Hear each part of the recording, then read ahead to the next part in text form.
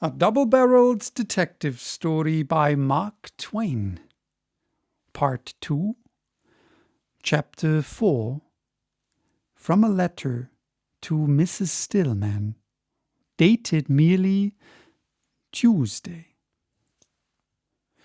Fetlock Jones was put under lock and key in an unoccupied log cabin and left there to await his trial. Constable Harris provided him with a couple of days' rations, instructed him to keep a good guard over himself, and promised to look in on him as soon as further supplies should be due. Next morning, a score of us went with Hillier, out of friendship, and helped him bury his late relative, the unlamented Buckner. And I acted as first assistant pallbearer, Hillier acting as chief. Just as we had finished our labours, a ragged and melancholy stranger carrying an old handbag limped by with his head down, and I caught the scent I had chased around the globe. It was the odour of paradise to my perishing hope. In a moment I was at his side, and had laid a gentle hand upon his shoulder. He slumped to the ground as if a stroke of lightning had withered him in his tracks, and as the boys came running, he struggled to his knees and put up his pleading hands to me, and out of his chattering jaws he begged me to persecute him no more, and said, "You have hunted me around the world, Sherlock Holmes, yet God is my witness, I have never done any man harm." A glance at his wild eyes showed us that he was insane. "That was my work, Mother. The tidings of your death can some day repeat the misery I felt that moment, but nothing else can ever do it." The boys lifted him up and gathered about him, and were full of pity of him, and said the gentlest and touchingest things to him, and said, "Cheer up, and don't be troubled. He was among friends now, and they would take care of him, and protect him, and hang any man that laid a hand on him. They are just like so many mothers, the rough mining camp boys are when you wake up the south side of their hearts. Yes, and just like so many reckless and unreasoning children when you wake up the opposite of that muscle. They did everything they could think of to comfort him, but nothing succeeded until Wells Fargo Ferguson, who is a clever strategist, said, "If it's only Sherlock Holmes that's troubling you, you needn't worry any more." "Why?" asked the forlorn lunatic eagerly. "Because he's dead again." "Dead? Dead? Oh, don't trifle with a poor wreck like me. Is he dead? On honour now. Is he telling me true, boys?" "True as you're standing there," said Ham Sandwich, and they all backed up the statement in a body. "They hung him in San Bernardino last week," added Ferguson, clinching the matter, "whilst he was searching around after you. Mistook him for another man. They're sorry, but they can't help it now." "They are building him a monument," said Ham Sandwich, with the air of a person who had contributed to it and knew. James Walker drew a deep sigh, evidently a sigh of relief, and said nothing, but his eyes lost something of their wildness, his countenance clearly visible, and its drawn look relaxed a little. We all went to our cabin, and the boys cooked him the best dinner the camp could furnish the materials for, and while they were about it, Hillier and I outfitted him from hat to shoe leather with new clothes of ours, and made a comely and presentable old gentleman of him. Old is the right word, and a pity too, old by the droop of him, and the frost upon his hair and the marks which sorrow and distress have left upon his face, though he is only in his prime in the matter of years. While he ate, we smoked and chatted, and when he was finishing, he found his voice at last, and of his own accord broke out with his personal history. I cannot furnish his exact words, but I will come as near as I can. The Wrong Man's Story. It happened like this. I was in Denver. I had been there many years. Sometimes I remember how many, sometimes I don't, but it isn't any matter.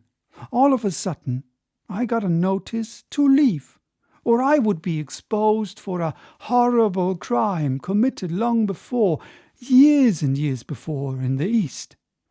I knew about that crime, but I was not the criminal. It was a cousin of mine of the same name. What should I better do?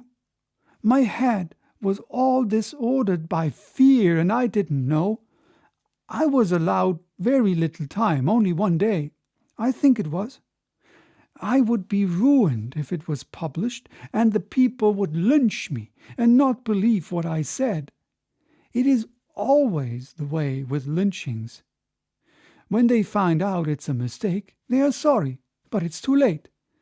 The same as it was with Mr. Holmes, you see. So I said I would sell out and get money to live on, and run away until it blew over and I could come back with my proofs. Then I escaped in the night and went a long way off in the mountains somewhere and lived disguised and had a false name. I got more and more troubled and worried, and my troubles made me see spirits and hear voices, and I could not think straight and clear on any subject, but got confused and involved and had to give it up because my head hurt so. It got to be worse and worse, more spirits and more voices. They were all about me all the time, at first only in the night, then in the day too. They were always whispering around my bed and plotting against me, and it broke my sleep and kept me fagged out because I got no good rest. And then came the worst. One night the whisper said, "We'll never manage because we can't see him and so can't point him out to the people." They sighed. Then one said, "We must bring Sherlock Holmes. He can be here in 12 days. They all agreed and whispered and gibbered with joy. But my heart broke, for I had read about that man and knew what it would be to have him upon my track, with his superhuman penetration and tireless energies. The spirits went away to fetch him, and I got up at once in the middle of the night and fled away, carrying nothing but the handbag that had my money in it. $30,000, 2/3 of it are in the bag there yet. It was 40 days before that man caught up on my track. I just escaped. From habit, he had written his real name on a tavern register, but had scratched it out and written Daggett Barclay in the place of it. But fear gives you a watchful eye and keen, and I read the true name through the scratches and fled like a deer. He has hunted me all over this world for 3 years and a half, the Pacific States, Australasia, India, everywhere you can think of, then back to Mexico and up to California again, giving me hardly any rest. But that name on the registers always saved me, and what is left of me is alive yet. And I'm so tired. A cruel time he has given me. Yet I give you my honor, I have never harmed him or any man." That was the end of the story, and it stirred those boys to blood heat, be sure of it. As for me, each word burnt a hole in me where it struck. We voted that the old man should bunk with us and be my guest and Hillier's. I shall keep my own counsel naturally, but as soon as he is well rested and nourished, I shall take him to Denver and rehabilitate his fortunes. The boys gave the old fellow the bone-mashing good-fellowship handshake of the mines, and then scattered away to spread the news. At dawn next morning, Wells Fargo Ferguson and Ham Sandwich called us softly out and said privately, "That news about the way that old stranger has been treated has spread all around, and cabs are up. They are piling in from everywhere and are going to lynch the professor. Constable Harris is in a dead funk and has telephoned the sheriff. Come along." We started on a run. The others were privileged to feel as they chose, but in my heart's privacy I hoped the sheriff would arrive in time, for I had small desire that Sherlock Holmes should hang for my deeds, as you can easily believe. I had heard a good deal about the sheriff, but for reassurance's sake I asked, "Can he stop a mob?" "Can he stop a mob? Can Jack Fairfax stop a mob? Well, I should smile. Ex-desperado, 19 scalps on his string. Can he? Oh, I say." As we tore up the gulch, distant cries and shouts and yells rose faintly on the still air and grew steadily in strength as we raced along. Roar after roar burst out stronger, nearer and nearer, and at last, when we closed up upon the multitude massed in the open area in front of the tavern, the crash of sound was deafening.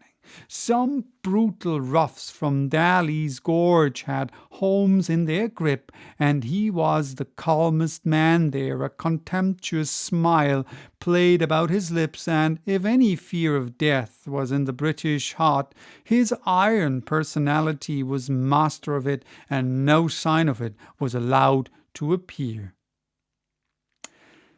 So I think I have to stop now. Bye-bye till next time with the next part of this chapter.